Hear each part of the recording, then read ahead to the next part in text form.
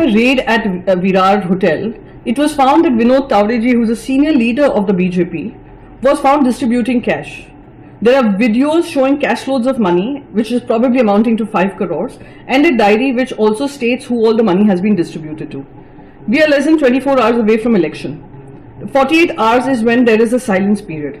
And at that point in time, for Mr. Vinod Tawre to be in Virar in a hotel with cash loads of money, it's pretty clear and pretty evident that they believe that they will be able to win an election on the basis of distributing money.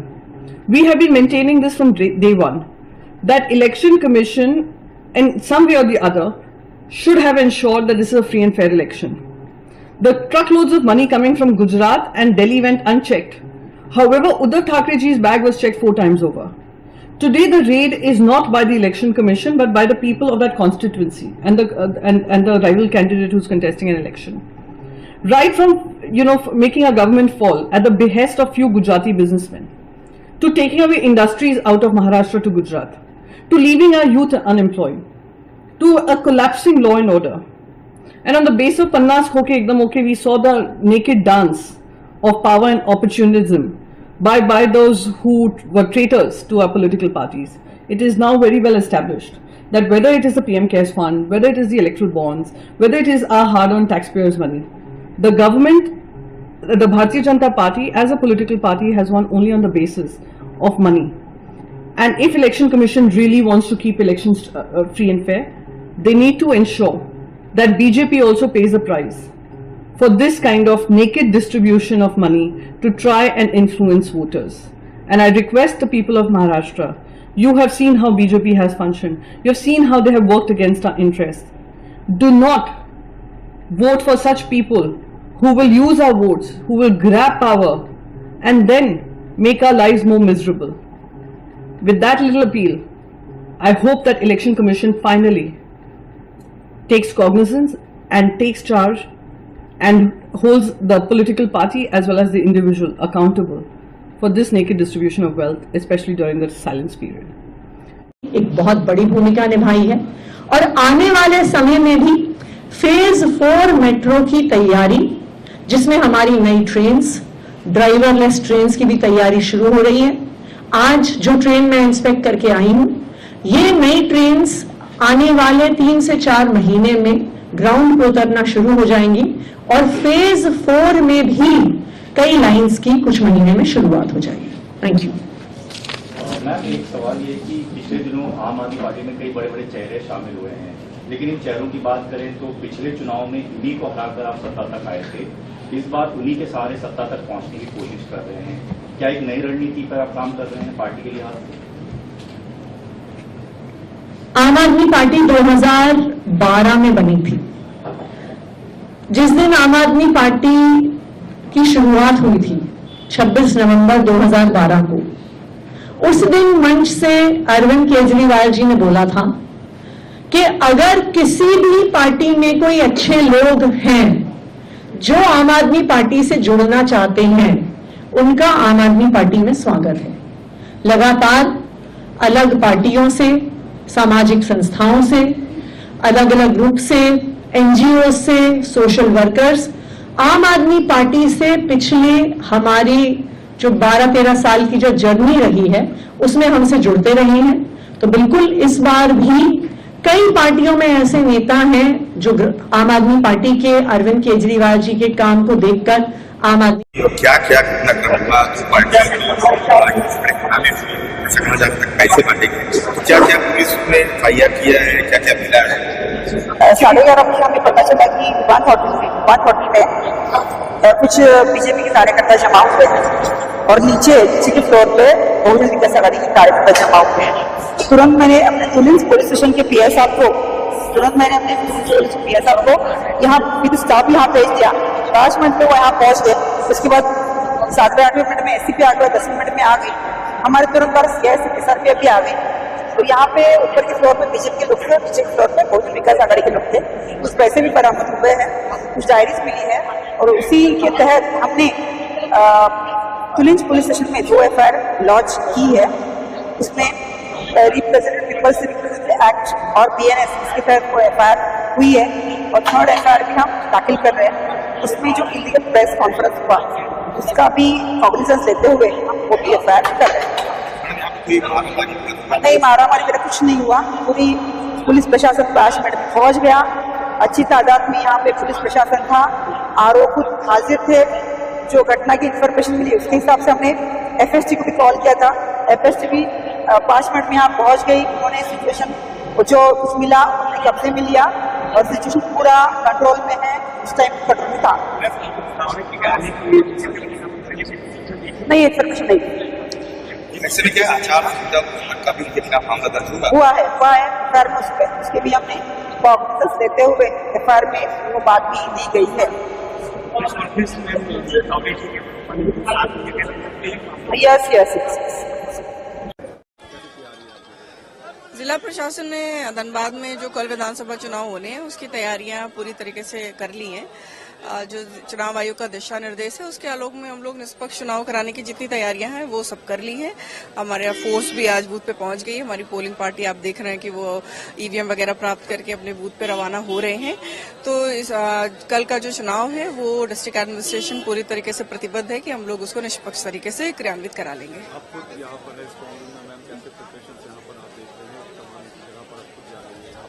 यहाँ जो हमारा campus है बाजार समिति का, आपको मालूम होगा यहाँ से हमारे 3 विधानसभा टुंडी, बागमारा और सिंदरी का डिस्पैच है। अन्य जो 3 और विधानसभा हैं उनका 2 अन्य जगहों से डिस्पैच है। सभी जगह पे हमारी जो डिस्पैच से रिलेटेड सारी तैयारियां हैं। सभी मतदान कर्मी जो आए हैं उनको हम लोगों ने सामग्री प्राप्त करा दी है। वो ईवीएम प्राप्त करके अपनी अपनी गाड़ियों से अपने सेक्टर ऑफिसर्स के साथ बूथ पे जा रहे हैं एंड जैसा उनको डायरेक्शन दिया गया उसी के हिसाब से वो कार्य करेंगे। बिल्कुल तैयार है। हम लोगों ने जो आदर्श आचार संहिता है उसका भी अनुपालन 15 अक्टूबर से अभी तक सुनिश्चित किया है। इलेक्शन तक हम लोग उस चीज को इंश्योर करेंगे और फिर से एक बार सभी धनबाद के सभी मतदाताओं से अनुरोध भी होगा आपके माध्यम से कि कल अपने बूथ पे जाएं और अपने मताधिकार का प्रयोग करें। सामने आई उसके बाद उन्होंने प्रेस कॉन्फ्रेंस करी है। हालांकि बीच में प्रेस कॉन्फ्रेंस चुनाव आयोग ने रुकवा दी, लेकिन उनका कहना है कि एक स्पष्ट और निष्पक्ष जो है जांच चुनाव आयोग चाहे कर सकता है। मेरा 40 साल का जीवन है, मैं बेदागा है। विनोद तावड़े जी कोई आम कार्यकर्ता नहीं है, बीजेपी के राष्ट्रीय महासचिव हैं। सबसे पहले तो वो ये बताएं कि चुनाव प्रचार थम जाने के बाद वो दूसरे विधानसभा क्षेत्र में क्या कर रहे थे। वो विरार पूर्वी के एक होटल में क्यों बैठे हुए थे। उनके पास से एक बैग बरामद हुआ। उस बैग में एक डायरी है जिसमें 15 करोड़ का ब्यौरा है। उनके पास से 5 करोड़ नगद बरामद हुआ। ये पैसा किसका है, उनके पास क्यों था, क्यों बांटा जा रहा था। क्या ये चुनाव को प्रभावित करने की प्रक्रिया नहीं है? क्या ये सत्ता और संसाधन का दुरुपयोग नहीं है? ये बात पूछी जा रही है। विनोद तावड़े जी जबरदस्ती यहाँ पर बोल रहे हैं मैं ये हूं, मैं आपसे कोई जानना नहीं चाहता आप क्या है। 5 करोड़ जो आपके पास से मिले वो क्यों है, किसके हैं, आप उसके साथ क्या कर रहे थे, इस बात का जवाब दीजिए। असलियत यह है कि पूरे चुनाव प्रचार के दौरान हमने सत्ता और संसाधन का जबरदस्त दुरुपयोग होते हुए देखा। हमने विपक्ष के लोगों के हेलीकॉप्टर और बैग चेक होते हुए देखे, लेकिन टेम्पो में भरे, बोरों में लदे जो पैसे थे जो अब भाजपा बांट रही है उस पर हमने एक शब्द नहीं सुना। विनोद तावड़े को ये बताना पड़ेगा, बीजेपी को, जेपी नड्डा को, नरेंद्र मोदी को ये बताना पड़ेगा कि महाराष्ट्र में इस तरह के पैसे आप क्यों बांट रहे हैं। इतना बौखला गए, हारसे के बाद पैसे के बल पर सरकार बनाने की कोशिश कर रहे हैं। इस तरीके से देख रहे हैं आप झारखंड और महाराष्ट्र दोनों जगह चुनाव प्रत्याशी और विधायक प्रताप दादा अड़सर, इनकी बहन अर्चना ताई जिन्हें हम अक्का कहते हैं, उनके ऊपर बहुत ही जानलेवा हमला हुआ है। सातेफर फाटा है और वहां पे रात को 8 के करीब ये हल्ला हुआ।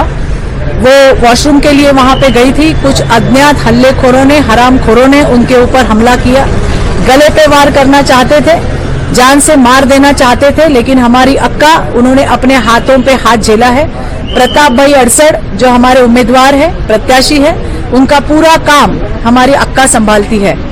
ऐसे घटनाओं को हम कदापि सहन नहीं करेंगे। ऐसे हमलों को हम बिल्कुल करारा जवाब देंगे।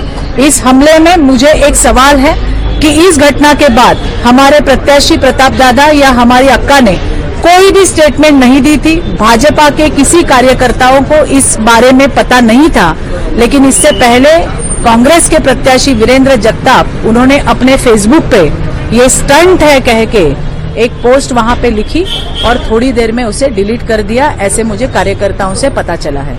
मुझे सिर्फ यही पूछना है कि भाजपा के किसी कार्यकर्ता को इस बात का पता नहीं था तो कांग्रेस के उम्मीदवार को पता कैसे चला। इस बात से ये साफ है कि ये कैसे हुआ है और किसने किया है। महाविकास आघाड़ी को अपनी पराजय सामने दिख रही है और इसी के तहत इस प्रकार की जो गुंडागिरी वो कर रहे हैं वो हम बिल्कुल चलने नहीं देंगे, ये मुझे कहना है। महाविकास आघाड़ी महिलाओं के प्रति उनकी विकृता पूरे महाराष्ट्र ने देखी है। पहले नवनीत राणा के ऊपर हमला हुआ, कुर्सियां फेंकी, थूका गया। आज हमारे अक्का के ऊपर जानलेवा हमला हुआ। इससे पहले शाइना एनसी को माल कहा गया, ये कौन से संस्कृति में बैठता है। हमारी दूसरी करंजेताई को बकरी कहा गया, ये तो नीचता है। अभी अमित देशमुख जो लातूर के कांग्रेस के प्रत्याशी है, उन्होंने हमारी महायुति की प्रत्याशी अर्चनाताई चाकुरकर को आर्ची करके पुकारा है। इस प्रकार से सारी घटनाओं ये दिखाती है कि महिलाओं के अपमान में कांग्रेस मैदान में, महाविकास आघाड़ी मैदान में इस प्रकार का चित्र महाराष्ट्र में दिख रहा है। मुझे ये बिल्कुल, मैं आपसे सहमत हूं कि जब से लाडली बहन योजना आई है तब से महाविकास आघाड़ी का मानसिक संतुलन खो चुका है। इसके खिलाफ वो कोर्ट में भी गए थे और अभी बहनों के ऊपर हमले भी करवा रहे हैं। हमेशा बोलने वाली महाविकास आघाड़ी की नेता सुप्रिया सुले अब तक चुप्पी साधे बैठी है। इतनी सारी घटनाएं महाराष्ट्र में हुई लेकिन महिलाओं के सम्मान में एक शब्द भी नहीं कहा गया और निषेध भी वक्त नहीं हुआ है।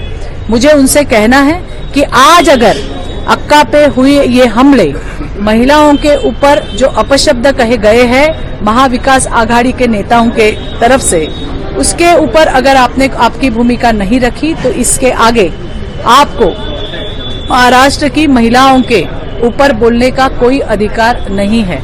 सुप्रिया सुले जब अपनी भूमिका रखेंगी तो हो सकता है कि उनकी छोटी बहन यशोमती ठाकुर वो भी आज तक चुप्पी साधे बैठी है, अपनी भूमिका रखे।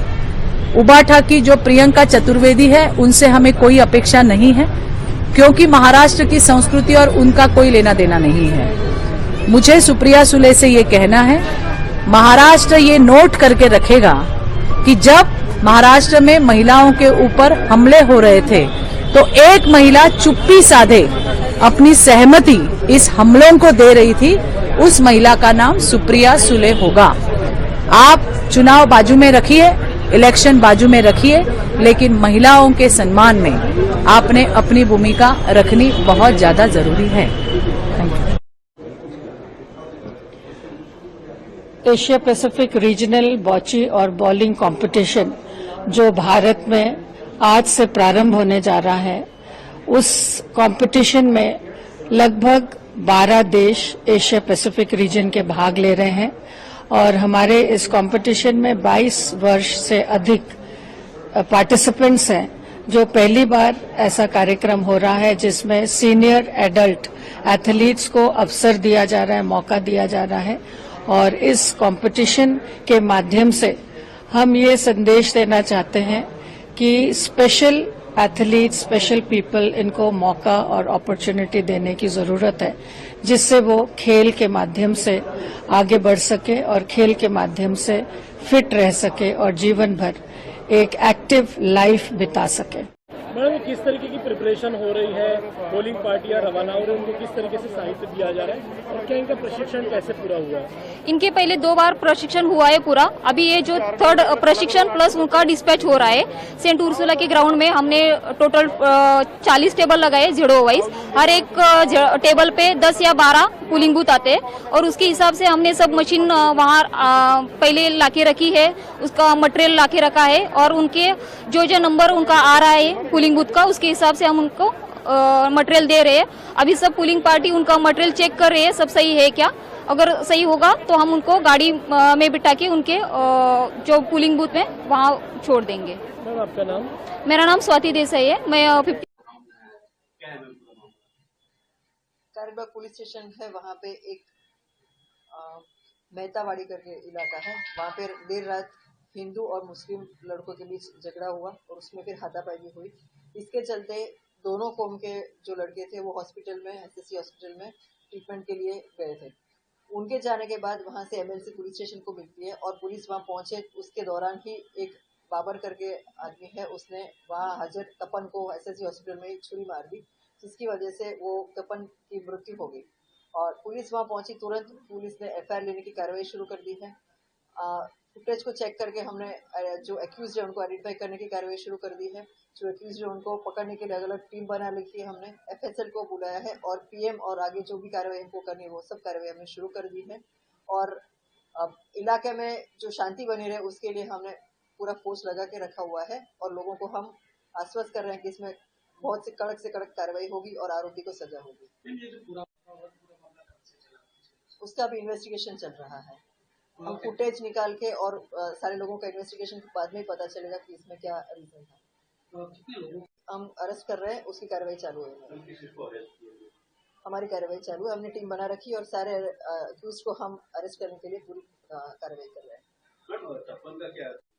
तपन के फ्रेंड को वहाँ पे ट्रीटमेंट के लिए लेके गए थे, इसलिए तपन वहाँ पे गया था और वो कहीं झगड़े में इन्वॉल्व नहीं था, पर फिर भी उसको बाबर जो है उसने उसको छुरी मारी। ये जो बाबर उसका कुछ पास्ट है, उसका पास्ट हिस्ट्री है, उसमें कई बार वो अरेस्ट भी हो चुका है और पुलिस के वॉच में भी है वो हमेशा, और वो हिस्ट्री शीटर भी है।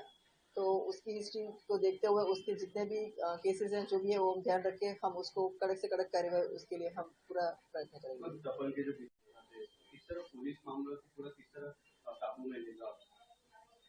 हम इस केस में तटस्थ तपास करेंगे, आरोपी को कड़क से कड़क कार्रवाई हो उसके लिए हम पूरी मेहनत कर रहे हैं और इलाके में शांति बने उसके लिए भी हम पूरे मेहनत कर रहे हैं। बाहर जो भाजपा का अपने राइट्स के लिए, अपने न्याय पुलिस क्या कर रही है पुलिस के देखने के लिए वो इकट्ठा हुए हैं और जब उनको पता चलेगा कि पुलिस ठीक से कार्रवाई कर रही है तो वो अपने आप पुलिस कॉन्फिडेंस में लेकर वो लोग अपने घर चले जाएंगे। लेकिन मैडम इस तरह से कोई रोड ब्लॉक करता है तो હું સાબર ડેરીના 800 મેટ્રિક ટન કેપેસિટીની અત્યાધુનિક પશુ આહાર ઉત્પાદન કેન્દ્રના ઉદ્ઘાટન માટે આવ્યો છું। અહીં આવતા પહેલા મેં 9 અલગ અલગ પ્રકારના દરેક તાલુકામાંથી એક એવી દૂધ ઉત્પાદક બહેનો જોડે વાતચીત કરી।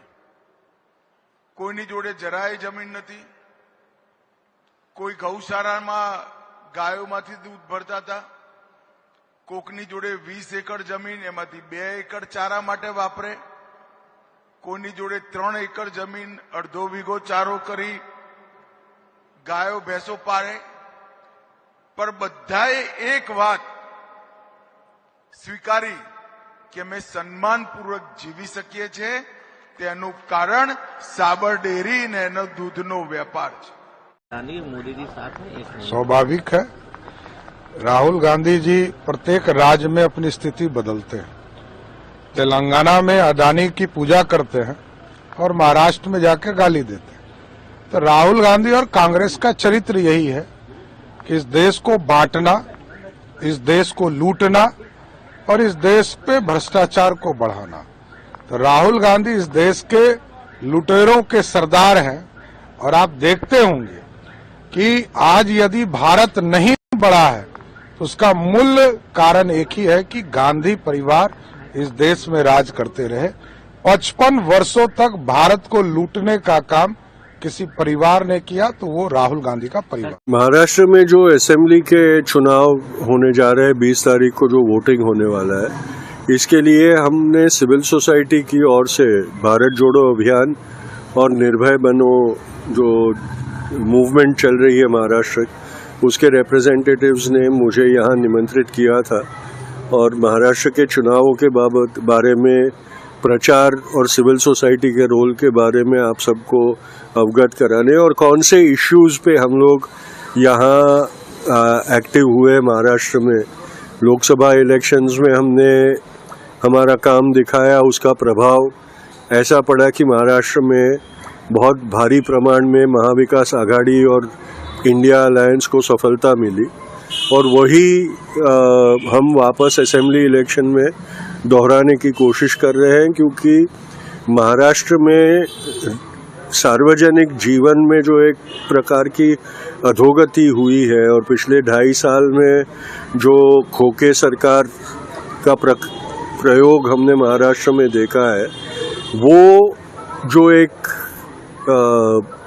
कार्य प्रणाली महाराष्ट्र में प्रस्तापित हो रही है, उसके खिलाफ महाराष्ट्र की पुरोगामी इमेज को पुनर्प्रस्थापित करने के लिए भी हम सिविल सोसाइटी के लोग इसमें आए हैं। इसके साथ साथ संविधान के संरक्षण की जिम्मेदारी भी अभी ख़त्म नहीं हुई और लोकसभा में तो हमने उन्हें 400 पार होने नहीं दिया, लेकिन अभी असेंबली में वो खतरा टला नहीं है, क्योंकि हम देख रहे हैं कि जिन राज्यों में बीजेपी की सरकार है वहाँ संविधान विरोधी कानून वो लगा रहे हैं और उसका परिणाम जनता पे, नागरिकों पे जो हो रहा है वो हम देख रहे हैं। तो इसलिए संविधान की सुरक्षा के मुद्दे पर भी हम असेंबली के इलेक्शन में कैंपेन कर रहे हैं। काफी सारे आश्वासन दिए जा रहे हैं, प्रलोभन दिए जा रहे हैं, इसके बारे में देखिए, जब सरकार निष्फल जाती है तो उन्हें ऐसे प्रलोभन देना, रिश्वत देना भाग पड़ जाता है, क्योंकि जब तक लोकसभा के चुनाव का नतीजा नहीं आया था और महाराष्ट्र में उनकी परिस्थिति कितनी विकट है वो उनको एहसास नहीं हुआ था, तब तक उनको अपनी बहना याद नहीं आई थी। उसके बाद उनको अपनी बहना के प्रति अपना प्यार याद आया और उन्होंने 1,500 रुपए दिए। ये भी उनकी निर्लज्जता का एक प्रमाण है कि जब खुद ने सौदा किया तो 50 खोखे की कीमत लगाई और जब बात ऐसी है, महाराष्ट्र की कानून व्यवस्था, लॉ एंड ऑर्डर पूरी तरह से खत्म हो गई। इस राज्य में चुनाव में इस प्रकार की भयंकर हिंसा कभी नहीं हुई थी। देवेंद्र फडणवीस विद्यमान गृह मंत्री है, उनके शहर में महाराष्ट्र के पूर्व गृह मंत्री अनिल देशमुख के ऊपर उनको मारने की साजिश, उनकी हत्या करने की साजिश और उनको जिस तरह से हमला किया, आपने देखा उसका वीडियो, पूरा सर टूट गया, फूट गया। कौन जिम्मेदार है? चुनाव आयोग के हाथ में पूरे सूत्र रहते हैं ना, तो सबसे पहले चुनाव आयोग जिम्मेदार है, जो महाराष्ट्र की हालत खराब हो गई है। और बाद में मैं मानता हूं कि देवेंद्र फडणवीस जो गृह मंत्री है, 2 साल में महाराष्ट्र की जिस तरह से वाट लगाई है लॉ एंड ऑर्डर की, इसके लिए मुंबई में बाबा सिद्दीकी जैसे पूर्व मंत्री की हत्या होती है भर सड़क पर, और पूर्व गृह मंत्री अनिल देशमुख जो एक महाराष्ट्र के सीनियर पॉलिटिकल नेता है, 7 बार विधायक बन चुके हैं, मंत्री रहे, शरद पवार साहब के बहुत ही करीबी है, उनके ऊपर जिस प्रकार से हमला हुआ, हत्या की साजिश हुई, उनकी जिम्मेदारी देवेंद्र फडणवीस ने खुद लेनी चाहिए। देखिए, हाईएस्ट जो पीक है वो पिछले दिनों में हमने 8 तारीख को ऑब्जर्व की, जिसमें 750 फायर काउंट ऑब्जर्व किए। फिर depending on the prevailing wind direction and pattern हमने ये ऑब्जर्व किया कि जो पोल्यूटेंट लोड था वो हरियाणा और पंजाब से जो एग्जिस्टिंग पोल्यूशन था दिल्ली में उसको ऐड किया, और इसी वजह से जो एयर क्वालिटी है वो सीवियर हुई दिल्ली की। अभी फिर यही पैटर्न हम ऑब्जर्व कर रहे हैं, जिससे कल लगभग 900 फायर काउंट हमने पंजाब के ऊपर ऑब्जर्व किए। यानी कि जो प्रिवेलिंग विंड पैटर्न है वो अगेन हरियाणा और पंजाब के ऊपर से दिल्ली के पास जा रहा है, और फिर ये आगरा, कानपुर और जो नियर बाई एनसीआर के रीजन है, जिनमें गाजियाबाद हुआ, गुड़गांव हुआ, ये सब इससे अफेक्टेड रहेंगे। तो जो विंड डायरेक्शन है वो ये दिखा रहा है कि जो एग्जिस्टिंग पोल्यूशन पे क्रॉप रेजिड्यू बर्निंग का पोल्यूशन एड ऑन करेगा, और इससे जो पोल्यूशन लोड है वो बढ़ जाएगा। कल का था पंजाब के लिए कितना बड़ा स्टबल बर्निंग?